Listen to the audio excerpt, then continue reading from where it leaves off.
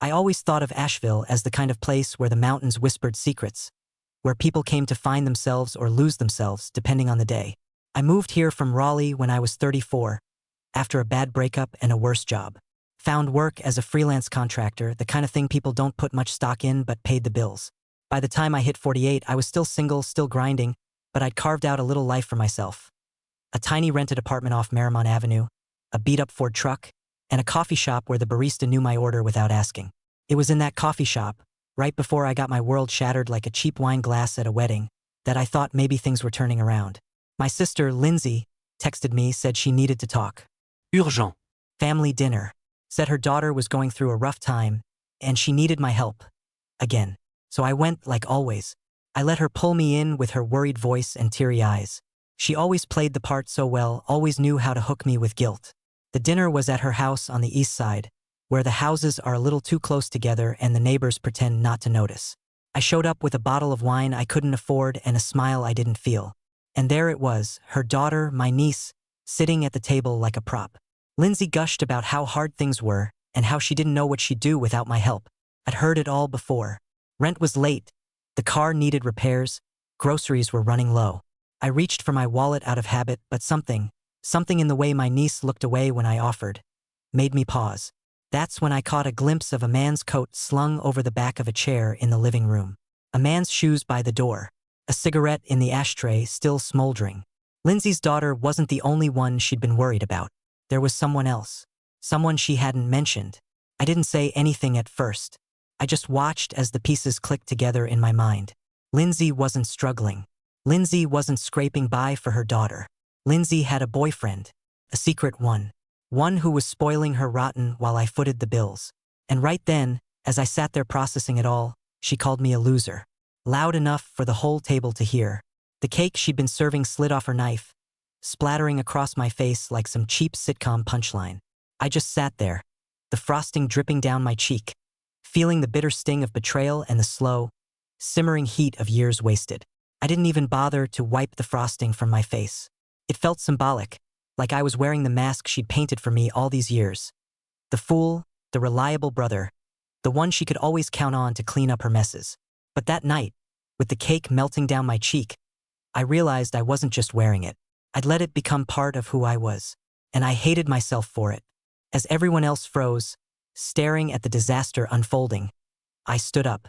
Not dramatically, not with any loud declarations.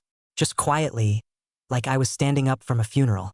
Because in a way it was the funeral of the version of me who kept sacrificing his dignity on the altar of family loyalty. I grabbed my jacket, didn't even say goodbye, and walked out into the cold Asheville night. The sky was the color of wet cement, heavy and unyielding. I walked past Lindsay's trash bins, where I noticed something I hadn't before. A stack of empty boxes from high-end boutiques, designer labels.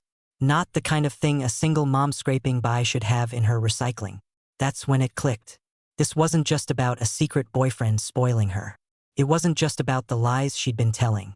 It was about her building a whole other life behind my back, using me as her personal cash machine. And I hadn't just been blind. I'd been complicit because I wanted to believe her sob stories were real. I wanted to believe that if I just kept being patient, being supportive, things would change. But the truth was, they never would. And here's the twist that hit me like a punch to the gut. That boyfriend? I recognized his shoes by the door. They were the same kind I'd seen on Lindsay's so-called plumber from months back when she'd called me in a panic, claiming she couldn't afford to fix a leak. I'd even helped cover the cost then, trusting her. But it wasn't a plumber. It was him, the boyfriend. He'd been around for months, maybe longer, playing the part of a handyman or a friend, while I covered their expenses like an idiot. I leaned against my truck, feeling the weight of it all. My breath fogged the air as I stared down at the cracked asphalt. Somewhere inside me, the guilt tried to claw its way up, but it was too late for that. I wasn't going to let her guilt me into submission again. Not this time. I didn't go home that night. I didn't even call anyone. I just drove. Out past the old Blue Ridge Parkway, past the familiar haunts and the little diners where I used to eat breakfast on weekends. I don't know what I was looking for. Clarity, maybe, or just a space where the weight of all that betrayal could slide off my shoulders for a while. Somewhere near Craggy Gardens, I pulled over, killed the engine, and sat in silence. The mountains loomed in the dark, silent witnesses to everything I didn't have the words for. My hands were still sticky with the remnants of cake, the smell of sugar and cheap frosting clinging to me like a bad memory. I thought about Lindsay, about all the years I'd spent bailing her out. The rent payments, the grocery runs, the times I dropped everything to help her with her daughter's school fees or her utility bills. And each time, she'd make it sound like it was just this one time, just until she got back on her feet. But the thing was, she never intended to get back on her feet.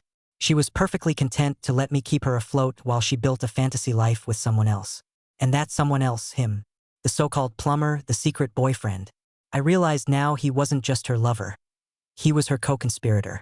He must have known who I was, must have known I was the idiot paying for their dates and fancy gifts. Maybe they even laughed about it over dinner and drinks, calling me the generous loser who just couldn't say no. That thought made my stomach turn. I could feel the heat rising in my chest. But it wasn't anger anymore. It was something colder, more resigned. Like the part of me that had always tried to be the bigger person had finally died. I wasn't even sad, just tired. Bone-deep tired in a way that no amount of sleep could fix. I sat there for what felt like hours, watching the dark curl around the edges of the mountains. At some point, I must have drifted into a kind of restless half-sleep because when I opened my eyes, the horizon was bleeding with pale light. Dawn. Another day. The world didn't care that everything had crumbled. It just kept turning. That's when my phone buzzed. A text from Lindsay. Simple. Short. "You're being dramatic. Come back so we can talk." I stared at it, my thumb hovering over the screen. For a split second, the old reflex to apologize, to smooth things over, flickered to life. But then I thought of her smug little smile, the boyfriend's shoes by the door, the coat that wasn't mine. I thought about the cake in my face and the laughter behind my back. I deleted the text without replying. I guess you could say that was the moment I finally grew a spine, or maybe just stopped caring enough to keep bending over backwards. Either way, I wasn't crawling back. I wasn't showing up for her dramatics. She could keep her little kingdom of lies. I was done being her loyal subject. That morning, I went back to my apartment, took a long, scalding shower to scrub the stink of betrayal off my skin. But it wasn't just Lindsay's betrayal I was washing away. It was my own cowardice, my own years of playing the hero in a story where I was always the butt of the joke. The steam clung to the bathroom mirror, blurring my reflection, but I didn't care. Maybe I didn't even want to see my own face right then. Maybe it was easier that way. After the shower, I sat on the edge of my unmade bed, phone in hand, scrolling through texts I'd ignored for years. Messages from Lindsay about how hard things were, how she didn't know how she'd make it to payday. I saw one from her a few months back, begging for money because her daughter needed new shoes. I'd sent the money without asking questions. Now I wondered if the shoes were ever even for her daughter, or if they were for Lindsay herself, or for him. I didn't reply to any of those old messages. I just hit delete. One by one, I erased the digital evidence of her manipulation. My chest felt lighter with every message I removed, as if I was peeling off layers of dead skin. Then came the twist I hadn't been expecting. Not from her, but from the family. Later that afternoon, my phone rang. It was my mother. I didn't answer at first. Let it go to voicemail. But something told me to check the message. Her voice was brittle, shaky in a way I hadn't heard before. She said she needed to see me, that there was something important, something I didn't know, something about Lindsay. I sat there, phone in hand, heart pounding against my ribs. I thought I'd already discovered all the lies. But the way my mother sounded, it made me realize there was still more to uncover. More rot in the foundation than I'd imagined. And for the first time in a long time, I felt something close to resolve instead of defeat. If there was more to know, I was going to find out. And this time, I wasn't going to let anyone manipulate me into silence. The next day, I drove to my parents' house, an old split level in North Asheville that still smelled like stale carpet and overcooked vegetables from the 80s. I hadn't been there in months. Not since the last family dinner where Lindsay had guilt-tripped me into paying her bills. My mother opened the door with the same brittle smile she always wore, the one that made her seem as fragile as spun sugar. But I could see in her eyes something was off. She looked smaller somehow, hunched into herself like she was carrying the weight of the world. She motioned for me to come in and led me to the den. The TV was on, muted, flashing endless reruns of old sitcoms. My father wasn't there, probably off golfing or tinkering with his tools in the garage. It was just her, and me, and the silence that filled the spaces between. She sat down on the edge of the couch, smoothing her skirt over her knees. I stayed standing, arms crossed, waiting. Finally, after what felt like an eternity, she whispered it. Lindsay didn't just have a boyfriend. I didn't move, but inside, something snapped into place like a puzzle piece I didn't know I was missing. She's been taking money, not just from you, from me, from your father. She's been draining accounts, little by little. Credit cards, loans in our names. Started years ago, but we thought she was just going through a rough patch. We didn't want to believe it. The weight of her words settled over me like wet concrete. The secret boyfriend wasn't just a betrayal of loyalty. It was part of a bigger pattern. Lindsay had been bleeding us all dry for years, building her secret life brick by brick while we handed her the materials. And no one had wanted to see it. I should have felt anger, but instead, I felt a kind of hollow understanding. My mother was right. None of us had wanted to believe Lindsay was capable of this. She was always the golden girl, the one who needed help, the one who cried and begged and promised to do better. And we all played along because it was easier than facing the truth. My mother's hands trembled as she reached for mine. I didn't know what to do. She told me she'd pay us back. She said it was temporary, but the debts kept growing. And when I tried to confront her last week, she threatened to cut me off. Said if I didn't stay quiet, I'd never see my granddaughter again. The words hit me like a slap. Lindsay was using her daughter as leverage, holding her hostage to keep our mother in line. It was sickening, but it was exactly the kind of twisted manipulation she'd always excelled at. And for the first time, I saw my mother not as a fragile, helpless woman, but as someone just as trapped as I had been.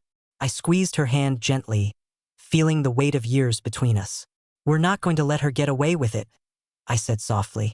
"Not this time." Felt strange, standing in my parents' den, finally seeing the cracks that had always been there but that I'd refused to look at for years. My mother, trembling and small, reminded me of the way I'd felt the night before in Lindsay's kitchen.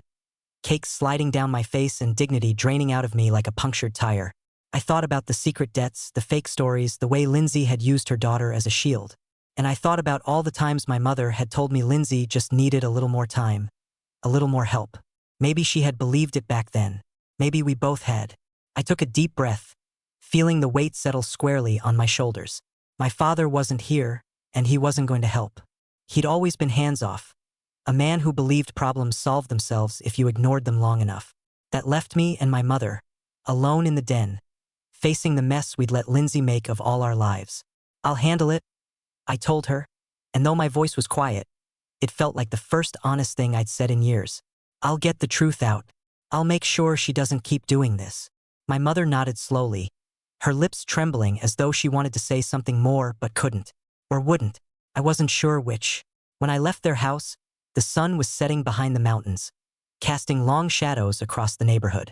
I climbed into my truck and sat there for a long time, watching the light fade. I thought about all the moments I could have stopped this, all the red flags I'd ignored, the calls for money, the fake emergencies, the way Lindsay had always seemed a little too comfortable asking for favors, a little too quick to play the victim. I thought about her daughter, my niece, caught in the middle of all this. And for a brief second, I felt a flicker of doubt. Was I punishing her for her mother's sins? But no. Lindsay had made her choices. She'd pulled us all into her web of lies, and it was time to cut her out of it. The next morning, I called my bank, froze the transfers, flagged her account, set up blocks so she couldn't access anything tied to me. And when the calls and texts started pouring in, first from her, then from her boyfriend, then from mutual family, I ignored them. Because this time, I was done being the fool. By midweek, the silence was deafening. My phone buzzed every hour or so with more texts, missed calls, voicemails, all from Lindsay, her boyfriend, and even my mother trying to play peacekeeper again. But I was done listening. For the first time in years, I felt clear-headed, like I'd stepped out of a fog I hadn't realized I was living in. Then came the message that cracked the whole thing wide open. It wasn't from Lindsay or her crew. It was from an old family friend, someone I hadn't spoken to in years, but who had always had a knack for knowing what was really going on beneath the surface. The text was simple. "You need to check the county records. Look at the property listings under her name." My hands shook as I followed the suggestion. It was easy enough. I logged into the public records site for Buncombe County, keyed in Lindsay's full name, and waited. And there it was. She didn't just have a boyfriend. She had a second house. A 3-bedroom craftsman tucked away in a quiet part of West Asheville. Bought under her name, fully paid off, purchased with cash a little over a year ago. I could feel my pulse pounding in my temples as the details filled the screen. This wasn't just scraping by or trying to make ends meet. This was calculated theft. A secret life built off the backs of everyone she'd convinced to feel sorry for her. My mind reeled. I thought of all those times she'd called me crying, saying she couldn't pay rent, that she'd be homeless if I didn't help. I thought of my mother, shaking and scared, manipulated into silence. I thought of my niece used as a pawn in Lindsay's twisted game. This was bigger than I'd imagined. I sat there, the faint hum of my old laptop filling the room, as a cold, deliberate thought settled over me. She wasn't going to get away with it. I didn't waste any time. The next morning, I went straight to a lawyer. Not some high-powered downtown type, but a sharp, no-nonsense attorney named Carol who had a reputation for cutting through family drama like a hot knife through butter. She listened as I laid out everything: my financial support over the years, the manipulation, the secret house, the boyfriend, the threats to my mother. Carol didn't even blink. She just started scribbling notes on a yellow legal pad, nodding as I spoke. "This isn't just a family dispute," she said when I finally paused. "This is fraud and potentially elder financial abuse. If she took money from your parents under false pretenses, especially if she used threats or coercion to keep them quiet, that's a serious offense." Hearing those words made my stomach twist. I'd known it was bad, but part of me had been clinging to the idea that this was just a case of a sister in over her head. Now I saw it for what it was: calculated, deliberate, and cruel. Carol leaned back in her chair, tapping her pen against her chin. "We'll start with freezing any accounts she has access to. Then we'll file for a restraining order to protect your mother. Once we've got the paper trail, we can decide whether to pursue civil or criminal charges. And you," she pointed the pen at me, "you need to document everything: dates, amounts, conversations. The more evidence we have, the stronger your case." I left her office with a folder full of paperwork and a knot in my gut. But for the first time, I felt like I wasn't just reacting. I was taking action. I was finally standing up for myself, for my mother, and maybe even for that poor kid Lindsay kept dangling like bait. As I drove home through the winding streets of Asheville, past the murals and the old stone churches, I felt a shift, a quiet strength I hadn't known I possessed. For years, I'd let Lindsay's guilt trips and crocodile tears dictate my choices. But not anymore. The next text from her went unanswered, and the one after that, and the one after that. It wasn't long before the fallout began. Word got around, as it always does in families like mine. Cousins who hadn't spoken to me in years suddenly popped up, acting like they were checking in, but really fishing for gossip. My aunt sent a passive-aggressive email dripping with faux concern. Even my dad, who'd always been distant and oblivious, left me a terse voicemail accusing me of tearing the family apart. I let it all roll off me like water off a roof. What none of them understood, or maybe what they refused to see, was that Lindsay had been the one chipping away at the family for years. I just finally stopped pretending everything was fine. The texts from Lindsay turned from pleading to venomous. She accused me of ruining her life, of turning our parents against her, of being jealous of her. The last one was almost laughable. A rant about how I'd always been bitter because she was prettier and more popular. I didn't even bother responding. There was no point. Her world was unraveling, and she needed a villain to blame. I wasn't going to give her the satisfaction of playing that role. But then came the twist I hadn't expected: the boyfriend. One evening, as I was locking up for the night, a dark sedan pulled up to the curb outside my apartment. A man got out, tall, lean, dressed too sharply for Asheville's usual laid-back vibe. He looked around, making sure no one was watching, then approached my door. My heart was hammering, but I didn't show it. I opened the door a crack, kept the chain on. "I think we should talk," he said, voice smooth, practiced. "About Lindsay." I stared at him for a moment, trying to decide whether to slam the door or hear him out. But something about the way he stood there, tense like he was waiting for something, made me pause.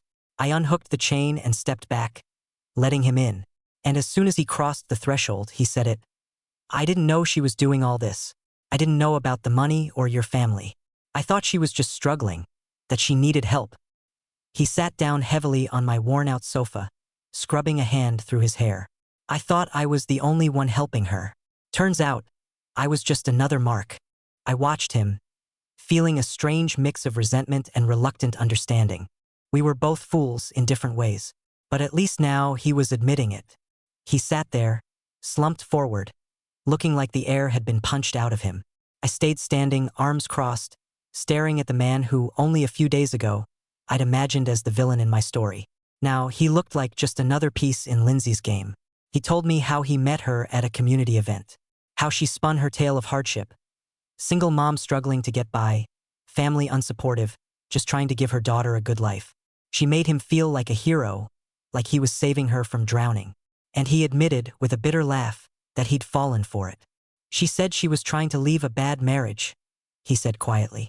That she was trapped with a controlling brother who wouldn't let her have her own life. I thought I was helping her start fresh. I had no idea what she was really doing. I felt the old familiar bitterness rising in my throat.